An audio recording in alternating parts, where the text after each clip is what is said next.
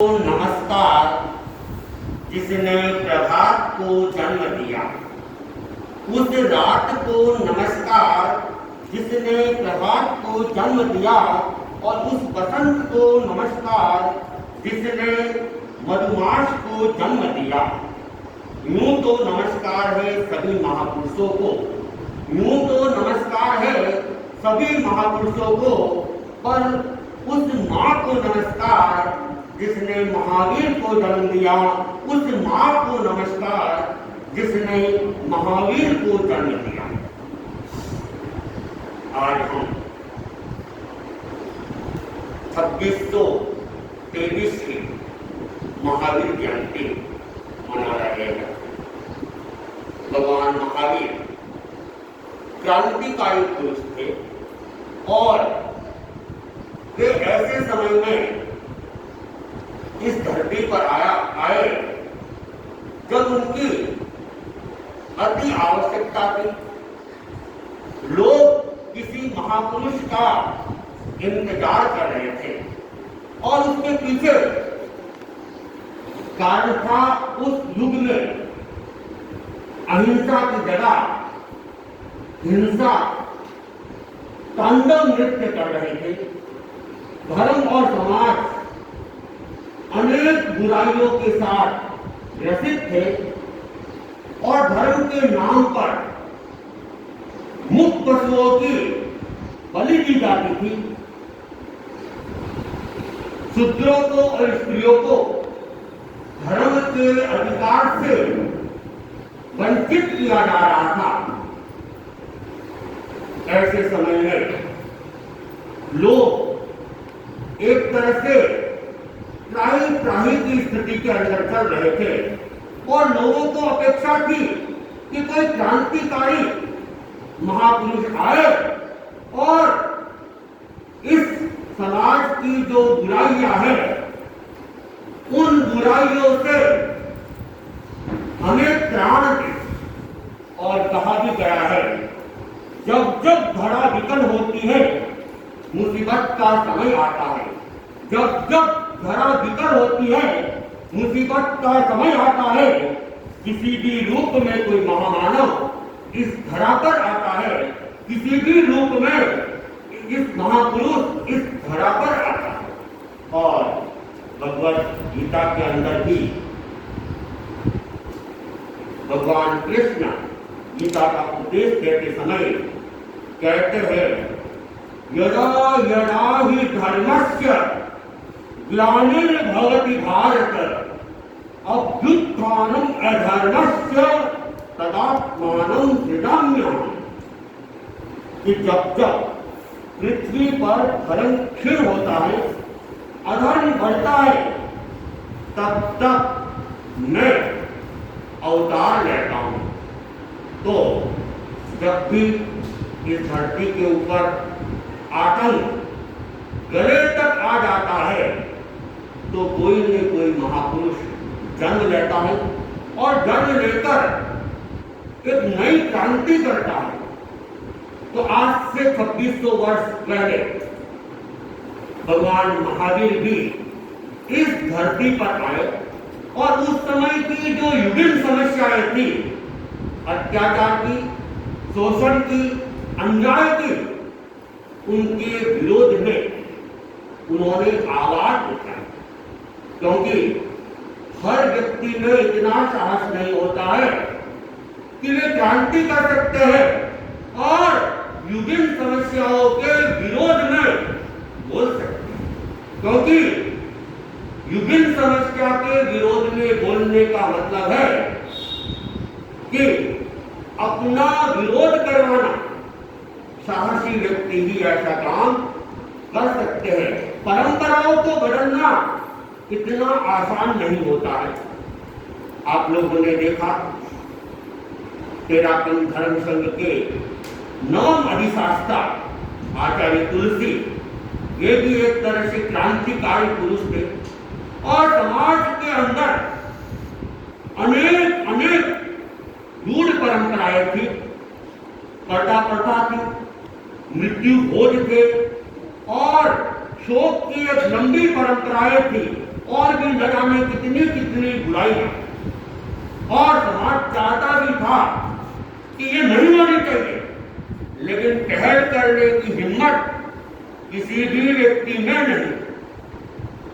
ऐसे समय में अनेक अनेक धर्माचार्यों के सामने भी ये बात आती, लेकिन समाज के विरोध में आवाज उठाने की धर्माचार्यों ने भी पहल करना उचित नहीं समझा या इतना साहस नहीं कर पाए।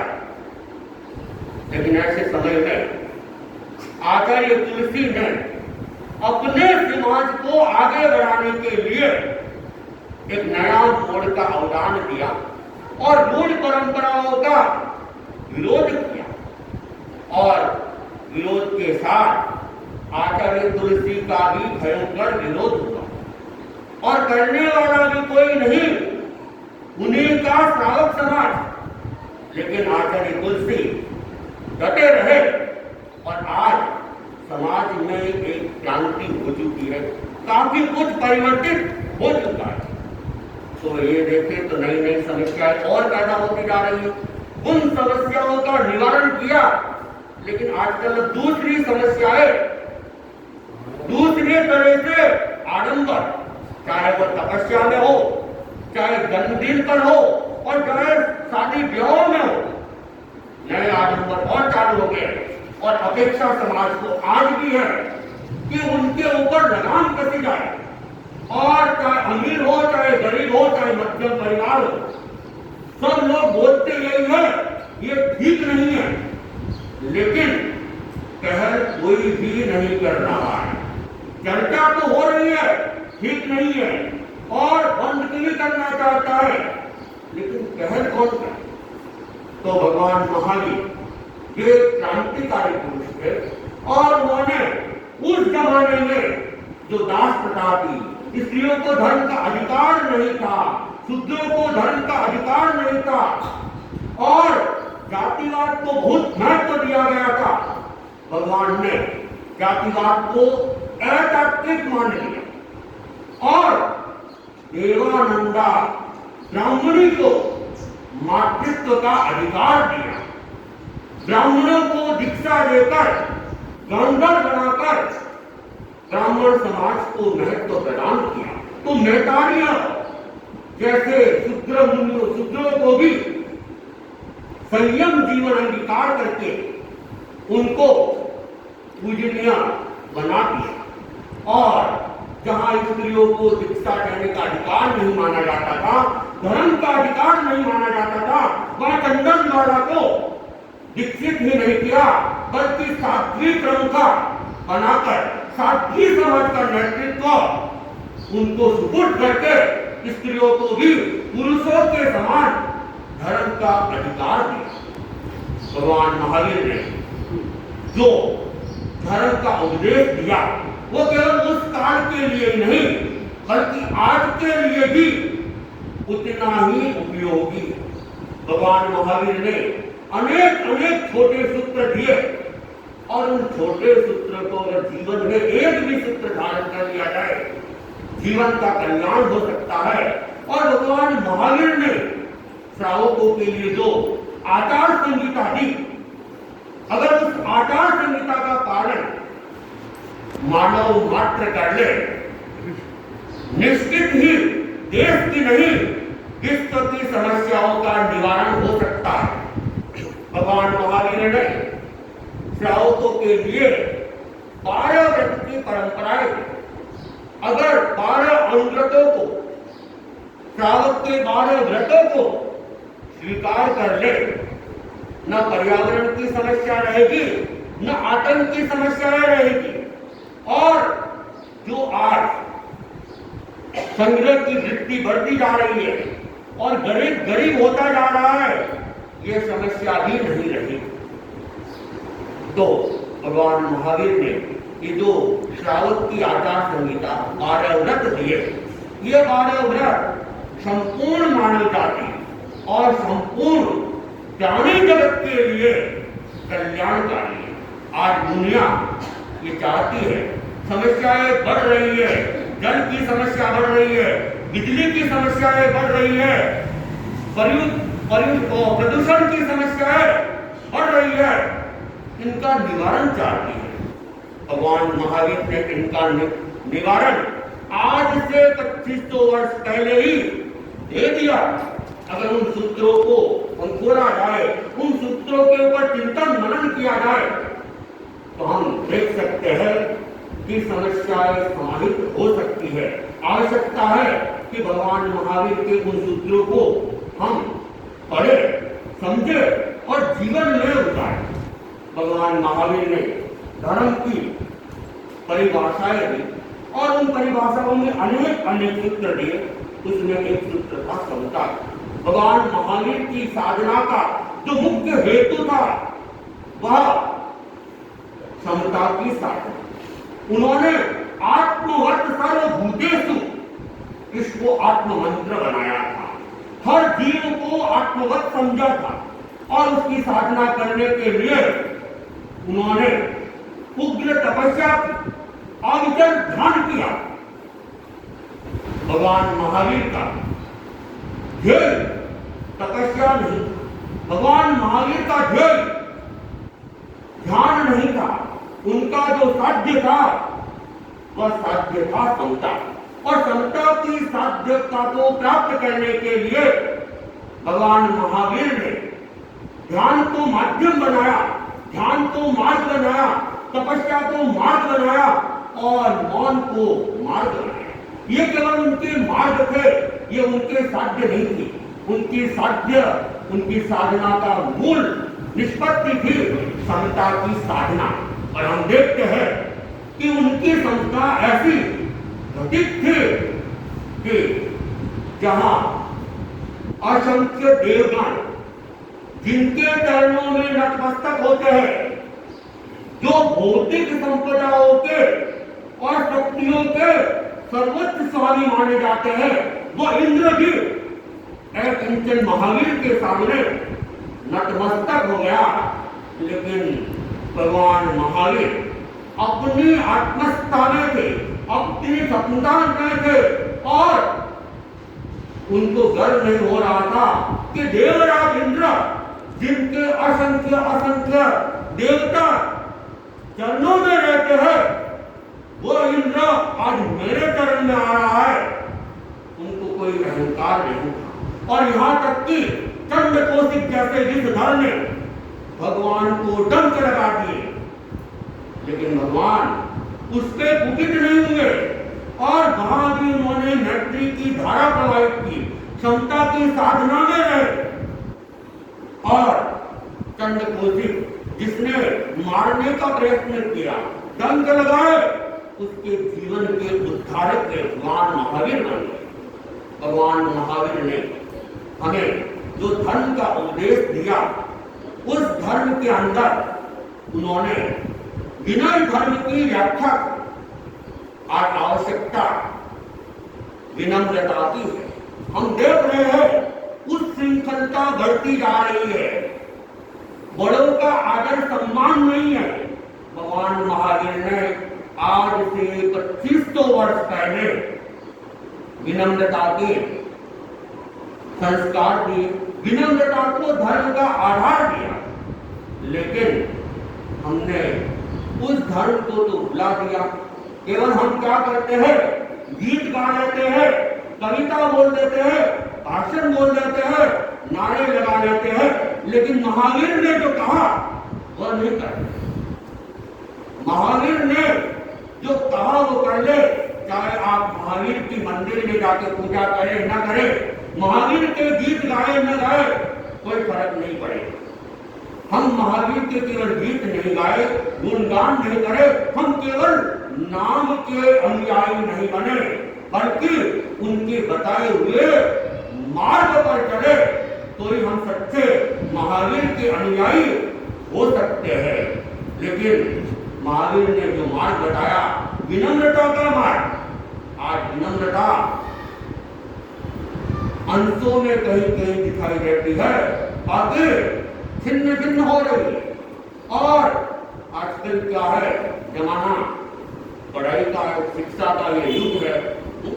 पूरा विश्व शिक्षा के क्षेत्र में और विज्ञान के क्षेत्र में अपना विकास कर रहा है, लेकिन कहा गया कि विद्या वही विद्या है जो विनम्रता का विकास करे।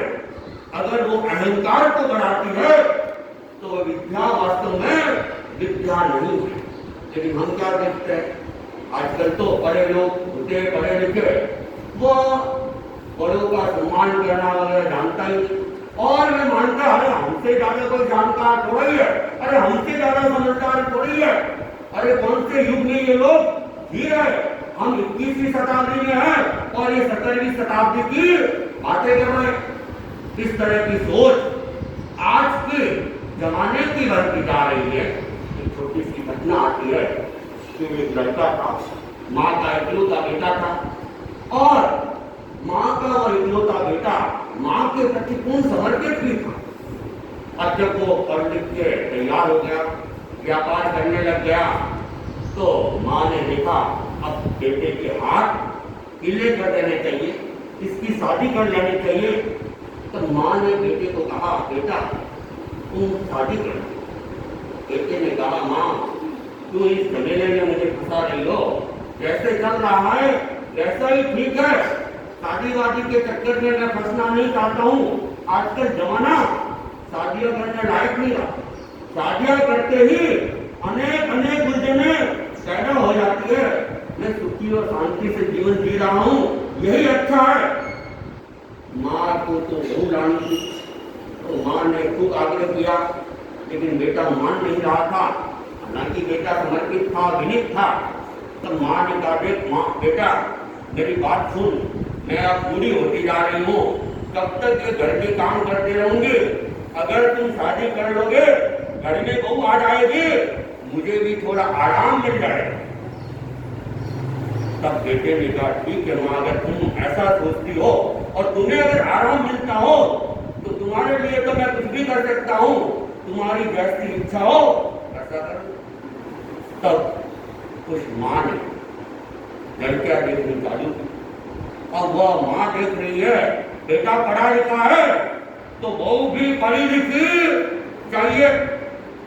तो एक उस जमाने में तो बीए पास भी महत्वपूर्ण होता था, आजकल तो बीए बीकॉम को कोई पूछता ही नहीं है, एमकॉम को भी कोई पूछता नहीं है, उसके अलावा कोई बड़ी डिग्री हो तो बात अलग है। लेकिन उस जमाने में बीए की डिग्री भी बहुत महत्वपूर्ण थी। तब एक बीए पास लड़की के साथ में उसका संबंध पक्का कर लिया और समय की शादी करवा दी। बहू घर आ गई और आप लोग जानते हो नई नई बहू आते हैं तो 2-4 दिन तो कोई काम करवाते नहीं है, उसकी भी सेवा करते हैं। तो बहू की भी सेवा हो रही थी, लेकिन दिन बीतते गए, 10 दिन हो गए, 20 दिन हो गए, बहू तो काम करती ही नहीं, काम तो पूछती ही नहीं है।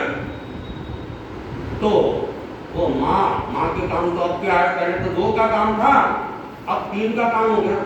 बेटे ने माँ से कहा माँ अरे क्या बात है, तुमने तो कहा था शादी कर लोगे बहू घर आ जाएगी तो मुझे आराम मिल जाएगा, मेरा काम हल्का हो जाएगा, लेकिन मैं देख रहा हूँ आपके तो काम बढ़ गए, 2 की जगह 3 का काम कर रही हो, आराम कहाँ आपको। तब वो माँ कहती है क्या करे बेटे, बहू पढ़ी लिखी है और वो काम करना नहीं चाहती है तो क्या करे। तब बेटे ने कहा मैंने भी तो मनोविज्ञान पढ़ा है, अपन एक ड्रामा करते ड्रामा। तो बेटे ने अपनी योजना माँ को समझा दी। दूसरे दिन सवेरे सवेरे माँ झाड़ू निकालने लगी, इतने में बेटा आया और बेटे ने कहा मामा झाड़ू मैं निकालूंगा, और माँ बोलती नहीं नहीं ये काम तो हम औरतों का है, झाड़ू मैं निकालूंगी। अब दोनों आपस में लड़ने लगे, जोर जोर से आवाजें आने लगी। बहू रानी ऊपर ही थी, वो ऊपर से बाहर आती है और वही ऊपर से ही वो कहती है सुबह सुबह ये क्या लड़ाई झगड़ा चालू कर दिया, क्या हुआ। तब बेटा कहता है माँ बूढ़ी है, मैंने कहा झाड़ू मैं निकाल लेते हूँ, लेकिन माँ कहते नहीं औरतों का काम है मैं निकालूंगी। इस बात पे बहस हो रही है, माँ कहती है मैं झाड़ू निकालूंगा और मैं कहता हूँ मैं निकालूंगा। तब बहू रानी ने कहा आप पढ़े लिखे हो तो क्या इतना झगड़ा करते हो, आप सब समझौता कर लो, आधे दिन ये लगा लेंगे, आधे दिन आप निकाल दो, झगड़ा खत्म। और ये नहीं कहा कि मैं भरूं।